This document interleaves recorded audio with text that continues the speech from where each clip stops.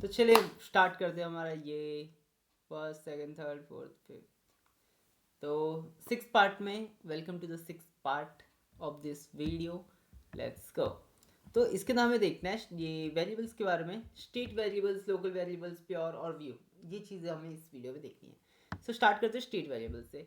जैसे आपके बाकी सारे लैंग्वेजेस के अंदर ग्लोबल वेरिएबल का कॉन्सेप्ट होता है, वैसे यहाँ पर होता है स्टेट वेरिएबल का concept. Simple. A state variable in Solidity is persistent data storage location within a smart contract that maintains its value across multiple function calls and transaction. ठीक है, बहुत हाई फाई लैंग्वेज लिख रखी है। The state variable in Solidity is the persistent data जो कि आपके storage पे सेव होता है। ठीक है, मतलब जो आपके फिक्स मेमोरी के अंदर सेव हो रहा है of smart contract that maintains value across multiple function. ठीक है, फिक्स आपने एक जगह पे बना दिया, अब हर एक फंक्शन आप इसको यूज़ कर सकते हो। ये चीज़ लिखी हुई है यहाँ पर। मेटाफर देख लेते इसका। A state variable in Solidity is like a drawer in a desk where you can store and retrieve data that remains in the drawer even after you close and reopen। ठीक है, आप बंद करो खोलो drawer को, उसके अंदर वो डाटा है ही फिक्स। ठीक है, तो वैसे ही आपका स्टेट वेरिएबल होता है। स्टेट वेरिएबल आपने कर दिया, आप कहीं पर भी उसको यूज़ कर सकते हो, कभी भी निकाल सकते हो, कभी भी हटा सकते हो। तो स्टेट वेरिएबल आपका कॉन्ट्रैक्ट के अंदर ऐसे आपका डिक्लेयर हो जाता है। ठीक है, to define state variable we need to put it outside the function. ठीक है, स्टेट वेरिएबल आपका हमेशा फंक्शन के बाहर दिखेगा। आपको दिख रहा है फंक्शन, और फंक्शन के बाहर आपका ये स्टेट वेरिएबल है। ठीक है, when to use state variable, if this piece of information should be part of the blockchain then it should be state variable। पूरे ब्लॉकचेन में कहीं पर भी इसको यूज करना चाहिए। कहीं पर भी ये पार्ट बन सकता है ब्लॉकचेन का, कहीं पर भी काम आ सकता है, तो वो आपको स्टेट वेरिएबल होता है। State variables are expensive, state variable expensive होते हैं। So make sure that you only set them to be state variable when it's worth the money. इसके अंदर ब्लॉकचेन के अंदर आपको पैसे और सिक्योरिटी, ये दोनों का ख्याल रखना है। सो इसके लिए ये आपका एक्सपेंसिव है, तो आपको सोच समझ के स्टेट वेरिएबल बनाना होता है। आप टेस्ट नेट पे तो कितने भी बना दो, एक्सपेंसिव का इतना पता नहीं चलेगा। रियल लाइफ में करोगे तो उसके अंदर होता है कि आपको थोड़ा सा ध्यान रखना पड़ता है कि सब कुछ आप स्टेट नहीं बना सकते। सो वर्ड्स स्टेट, हाँ अब इसके अंदर आपको हुआ है बाकी सारे ग्लोबल, बाकी सारे प्रोग्रामिंग लैंग्वेज के अंदर ग्लोबल, जैसे मैंने स्टार्टिंग में बताया कि ग्लोबल जैसा काम है इसका। ग्लोबल वेरिएबल और स्टेट वेरिएबल सिमिलर चीज़ है, तो इसके अंदर डिफरेंस कहाँ आ जा रहा है। ठीक है, ग्लोबल वेरिएबल क्यों नहीं बोल रहे हम इसको। तो a state variable in Solidity is a data storage location on the blockchain that persists across transaction, while a global variable in other programming language is a data storage location within the program's runtime environment that typically does not persist beyond the program's execution। इसके अंदर देखो, तो एक बार हमने state variable declare कर दिया, तो ये परसिस्टेंट है। जिसके आपने कभी ओएस चलाया होगा तो उसके अंदर होता है परसिस्टेंट ओएस है, और ये परसिस्टेंट नहीं है। तो उसके अंदर क्या होता है कि आपने, अगर आपने परसिस्टेंट चलाया, आपने यूएसबी से कभी बूट किया होगा ये काली वगैरह, कोई लिनक्स का कोई भी ओएस आपने बूट किया होगा, तो उसके अंदर परसिस्टेंट का ऑप्शन आता है। तो उसमें क्या होता है, अगर आपने परसिस्टेंट किया है, सो आपने काम किया लिनक्स के ऊपर, आपने ओएस पे काम किया, और अगर उसको निकाल दिया और फिर से जब आप ये उस पेन ड्राइव को लगाओगे, तो जो भी आपने काम किया, जो भी फाइल्स वगैरह थी, वो सब सेव रहेगी वहाँ पर। ठीक है, तो क्यों, क्योंकि वो सब स्टोर हो रखी है, परसिस्टेंटली स्टोर्ड है। लेकिन आप परसिस्टेंटली उसको ऑन नहीं कर रहे हो, तो उसके अंदर क्या होता है, आपने जो भी काम किया, जैसे ही पेन ड्राइव निकाला फिर से डाला, सब कुछ गायब हो जाएगा। आपको रिफ्रेश मिलेगा, सब कुछ नया नया मिलेगा। ठीक है, तो वैसे ही इसके अंदर है कि आपका जो स्टेट वेरिएबल है वो आपका परसिस्टेंट स्टोरेज लोकेशन में, परसिस्टेंट स्टोरेज लोकेशन में सेव होता है। तो इसके अंदर क्या है कि आपका डाटा सेव रहता है। और ग्लोबल वेरिएबल में जब तक आपका प्रोग्राम चल रहा है तब तक आपका डाटा है वहाँ पर, जैसे ही बंद हुआ वैसे वो डाटा गया। ठीक है, चलो अभी आई होप समझ में आया हो। अब आगे देखते हैं। Create state variable of type uint, easy सा क्वेश्चन। फंक्शन के बाहर हम लोग यूइंट टाइप का स्टेट वेरिएबल बनाएंगे नेम्ड अमाउंट। ठीक है, एंड वैल्यू भी देनी है इसको, वैल्यू होगी इसकी 22। Choose the right place to define it and leave other input boxes empty. अच्छा, दूसरा इनपुट बॉक्सेस एम्प्टी रखना है। ठीक है, अच्छा अच्छा, क्या लिखा है मैंने, यू इंट। ठीक है, it is dash that state variable will not be stored permanently to the blockchain, false. ठीक है, स्टेट वेरिएबल आपका परमानेंटली सेव हो जाता है आपका ब्लॉकचेन पे। Next, local variable. Local variable जो कि आप फंक्शन के अंदर आप आप डिफाइन करोगे वेरिएबल्स वो आपके लोकल वेरिएबल्स है। They are temporary containers that are use to store value with a specific function. किसी एक सेक्शन में किसी भी एक फंक्शन में आप जो वेरिएबल्स डिक्लेयर कर रहे हो वो आपके लोकल वेरिएबल होते हैं। ठीक है, फंक्शन के अंदर आपने वेरिएबल डिक्लेयर किया वो आपका लोकल वेरिएबल है। तो टू डिफाइन लोकल वेरिएबल, ठीक है से इनसाइड अ फंक्शन, फंक्शन के अंदर आप कर लोगे वही। लोकल वेरिएबल और स्टेट वेरिएबल के अंदर difference, local variable is cheap, सस्ता होता है और टेम्परेरी होता है। State variable is expensive but it's permanent. therefore these two are actually easy to distinguish, तो difference तो clear है इसका। however there are others also some variables you could only define as state variables like mapping, but these are special cases। mapping को हम लोग state ही हम लोग कर सकते हैं। ठीक है, तो virus ERC contract in open Zeppelin use message sender directly, तो ये अभी समझ में नहीं आएगा, एक बार देखेंगे इसको, बाद में समझते बाद में।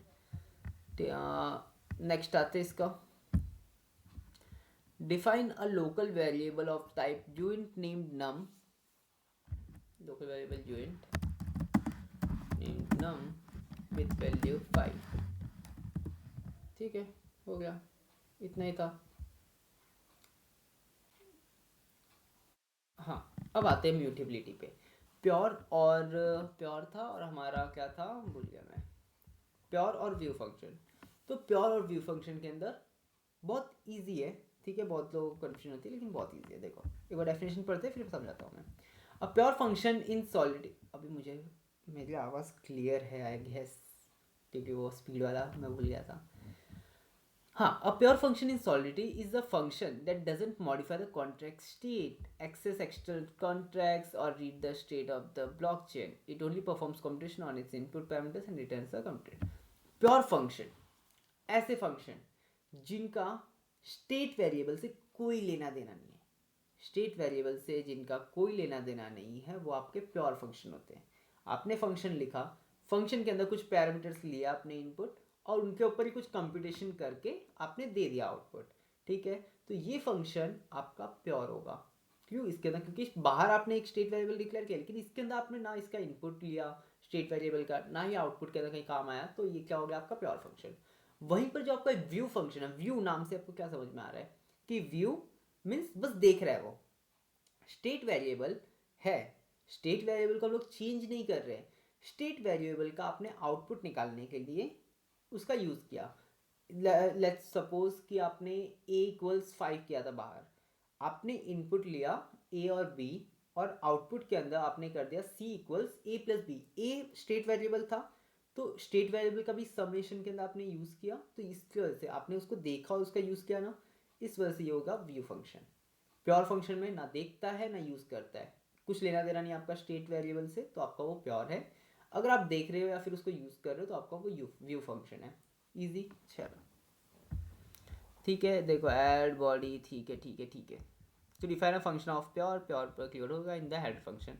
यहाँ पर देखो ऐड है आपका, दिस द प्योर फंक्शन जो भी है। मैपिंग आपने बन के, जैसे मैपिंग बताया था, मैपिंग हमेशा स्टेट वेरिएबल होता है। ठीक है, मैपिंग टाइप का आपने भी ये बनाया ए है, तो ए क्या है आपका स्टेट वेरिएबल है। सो फंक्शन आपने ऐड नाम का लिया, ए लिया, इसके अंदर बी लिया, ये प्योर है क्योंकि देखो ए और बी को, इसका ए का कहीं पर भी जिक्र नहीं हुआ है, तो मतलब क्या है ये प्योर है क्योंकि स्टेट वेरिएबल कहीं यूज़ नहीं हुआ है। ये आपका प्योर फंक्शन नहीं है, क्यों देखते हैं। Not pure function, add not pure. A और बी हमने इनपुट लिए, लेकिन ए और बी इनपुट लेने के बाद मैंने ए के अंदर, ए के अंदर ए क्या है आपका ये मैपिंग, इसके अंदर जीरो इंडेक्स पे ए प्लस बी सेव किया, मैंने इसको चेंज नहीं किया, लेकिन इसके अंदर इसको यूज़ तो किया है ना। ए हमारा स्टेट वेरिएबल है, मैपिंग क्योंकि स्टेट वेरिएबल होता है हमेशा, उसको यूज़ के अंदर हमने ए प्लस बी इनपुट किया, तो उसका यूज़ किया है हमने, इसके अंदर स्टेट वेरिएबल आया है, इसके वजह से ये प्योर फंक्शन नहीं है। प्योर फंक्शन जिसके अंदर आपका स्टेट वेरिएबल का यूज़ नहीं है, बिल्कुल भी जिक्र नहीं है आगे पीछे ऊपर नीचे कहीं भी, वो आपका प्योर फंक्शन। इजी, चलते आगे। Define a public pure function, function name क्या था, एग्जाम्पल,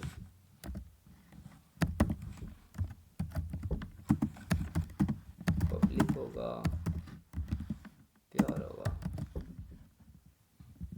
ठीक है, हो गया। It is that pure function does not use any state variables, right, true है। आया भी व्यू पे भी, व्यू मैंने बता दिया है, व्यू वही चीज़ें देख लेते हैं, एक बार पढ़ लेते हैं। View function read state variable does not write to them. View आपका उसके अंदर लिखेगा कुछ नहीं, लेकिन उसको रीड करेगा, ठीक है, जैसे कि अभी हमने देखा था वो, क्योंकि राइट कर रहा था उसके अंदर तो वो व्यू भी नहीं था इसलिए। तो देखते हैं, दिस अ प्योर फंक्शन। इसके अंदर देखो आपका स्टेट वेरिएबल क्या है, सी आपका स्टेट वेरिएबल है। देखते हैं अब क्या हो रहा है। इसके अंदर आपका ऐड ए बी और रिटर्न कर रहा है ए प्लस बी, कहीं पर भी सी नहीं है, इसकी वजह से ये क्या है, प्योर फंक्शन आपका। This is a view function. क्यों देखते हैं, ऐड व्यू, ए आपने इनपुट लिया, व्यू फंक्शन बनाया, क्यों, रिटर्न आपने किया ए प्लस सी, सी को मैंने कुछ नहीं किया, सी के अंदर कुछ नहीं जोड़ा, मैंने कुछ जो रिटर्न करा उसके ए और सी को प्लस करके मैंने कुछ रिटर्न कर दिया, ठीक है। तो आपका सी का यूज़ कर रहे हो, तो इसके वजह से ये क्या है, व्यू फंक्शन है। अब ये व्यू फंक्शन क्यों नहीं है, देखो सी के अंदर आप राइट कर रहे हो, सी को वैल्यू चेंज कर रहे हो, ए प्लस बी उसके अंदर सेव कर रहे हो, तो रीड और राइट उसके अंदर कर रहे हो, तो ये आपका व्यू भी नहीं है, प्योर भी नहीं है, प्योर तो है ही नहीं, लेकिन आप इसके अंदर राइट कर रहे हो, इसकी वजह से व्यू भी नहीं है। व्यू में बस देखना है या फिर यूज़ करना है, उसको इनपुट उसके अंदर राइट नहीं करना है, ठीक है। प्योर और व्यू, आई होप आपका एकदम से क्लियर हो गया होगा। बस ये क्वेश्चन, फिर आपका ये वाला वीडियो भी खत्म। Define a public view function books, ठीक है, फंक्शन लिखते हैं हम यहाँ पर बुक्स नाम का पब्लिक व्यू, ठीक है, ये हो गया आपका ख़त्म। अरे क्या हो गया, फंक्शन बुक्स, यार ये फिर से लिखना पड़ेगा लगता है, क्या हो गया पता नहीं। अच्छा, एंड रिटर्न्स अ यू, ये हमने नहीं पढ़ा ना, रिटर्न्स अ यूएंट, ठीक है, रिटर्न्स अ यूएंट, रिटर्न्स यूएंट, ठीक है, अब हो जाएगा, ठीक है। अच्छा एक बचा है, it is दैश the view function does not modify variable outside its function, तो बाहर वाले फंक्शन को क्लियर करेगा, ठीक है। नेक्स्ट,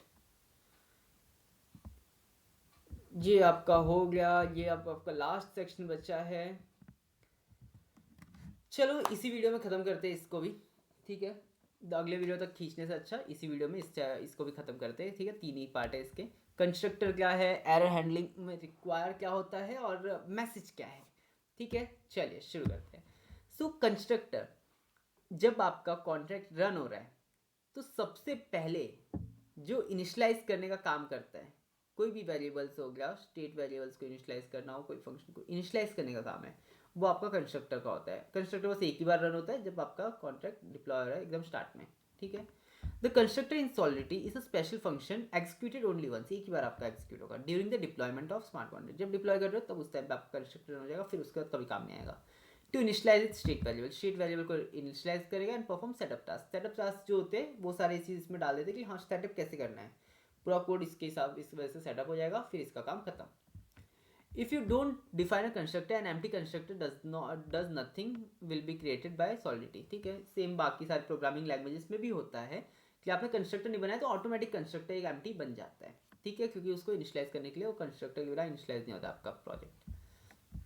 कंस्ट्रक्टर ऐसे डिफाइन करते हैं, बाकी सारे अगर आप बाकी सारे लैंग्वेज में देखोगे तो सीपीयू में होता है कि सेम जैसे जो आपका फंक्शन क्लास का नाम होता है वही उसी नाम से आपका कंस्ट्रक्टर भी होता है।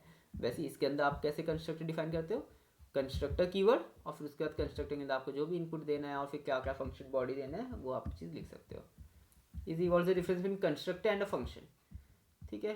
Constructor don't have name, constructor का नाम नहीं होता है इसके अंदर, ठीक है, बाकी सारे प्रोग्राम लैंग्वेज में होता है, सॉलिडिटी के अंदर इसका नाम नहीं लिखते हम लोग कुछ, ठीक है, ओनली, और एक ही बार आपका एक्सिक्यूट होता है। और return, there is no return because the constructor is for setting up, बस सेटअप करने के लिए आपका कंस्ट्रक्टर यूज हो रहा है, इसकी वजह से इसका कोई रिटर्न टाइप नहीं होता है, ठीक है। Why do we need a constructor, इतने सारे आप क्या है, avoid an extra setup step after deployment, एक एक्स्ट्रा स्टेप बच जाता है आपका। Who deploys the contract, who is the owner, constructor से आपको पता चल जाता है जो भी आपका कंस्ट्रक्टर कॉल कर रहा है वही आपका ओनर होता है कॉन्ट्रैक्ट का, ठीक है, इसकी वजह से भी आपका काम आ जाता है ये, ठीक है। ये आपने कॉन्ट्रैक्ट ए लिखा, उसका कंस्ट्रक्टर आपने यहाँ बना दिया और बता दिया कि ए की वैल्यू क्या होगी, हाँ ये ए की वैल्यू होगी, कंस्ट्रक्टर के जो भी आप दोगे।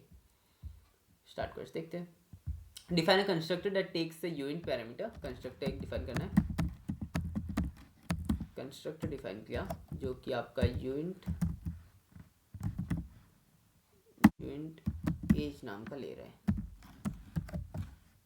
ठीक है, ये कंस्ट्रक्टर आपका बन गया। नेक्स्ट, फिर आता है रिक्वायर। रिक्वायर होता है आपका कंडीशनल स्टेटमेंट की तरह, ठीक है, जैसे इफ एल्स लगाते हो आप, वैसे ही आपका यहाँ पर रिक्वायर लगता है। रिक्वायर क्या होता है कि कोई भी कंडीशन चेक करनी है कि हाँ अगर ये चीज़ सही है तो ठीक है, अगर ये चीज़ नहीं हो रही है तो ये वाली चीज़ प्रिंट कर दो। ये वाला आपका कंडीशन चेक करने का काम करता है हमारा रिक्वायर, ठीक है, बहुत ज़्यादा यूज़ करेंगे हम लोग इसको। Require checks if a certain condition is satisfied in the code, ठीक है, ये चेक करने का काम करेगा।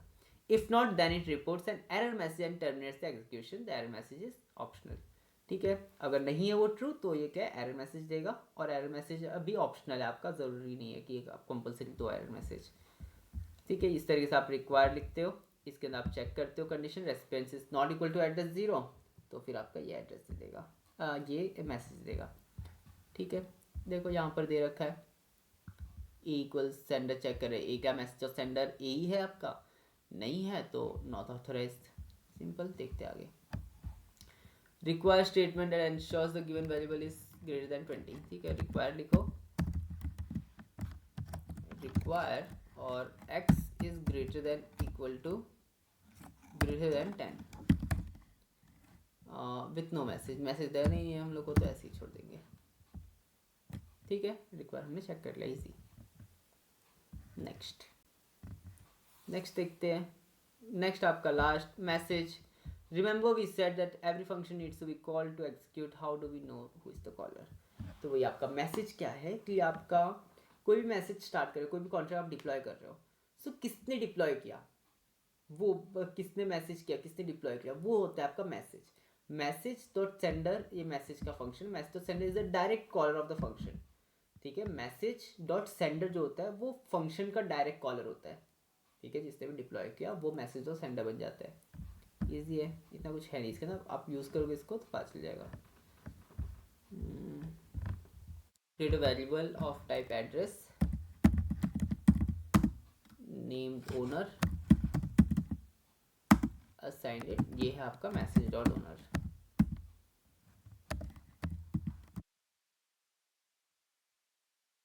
अरे सॉरी, मैसेज डॉट सेंडर,